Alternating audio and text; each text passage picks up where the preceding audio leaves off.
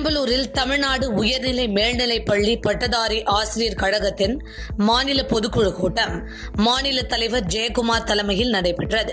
இந்த கூட்டத்தில் பழைய ஓய்வூதிய திட்டத்தை அமல்படுத்துதல் உள்ளிட்ட 10 அம்ச கோரிக்கைகளை வலியுறுத்தி வரும் ஜனவரி 6ஆம் தேதி முதல் காலவரையற்ற வேலைநிறுத்தம் செய்யப்போவதாக அறிவிக்கப்பட்டுள்ளது.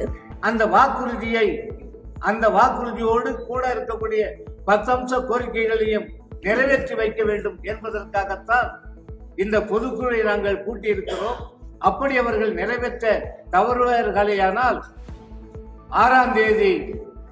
ஜனவரி 6ஆம் தேதி தமிழகமே சம்பிக்கக்கூடிய வகையில் அதை யார் தடுத்தாலும் தடுத்து நிறுத்த முடியாத அளவிற்கு தமிழகத்திலே ஒரு பூகம்பம் வெடிக்கக்கூடிய அளவிற்கு ஒரு பிரம்மாண்டமான வேலை நிறுத்தத்தை ஆசிரியர் சமுதாயமும் அரசூழியர் சமுதாயமும் நடத்தியே காட்டும்.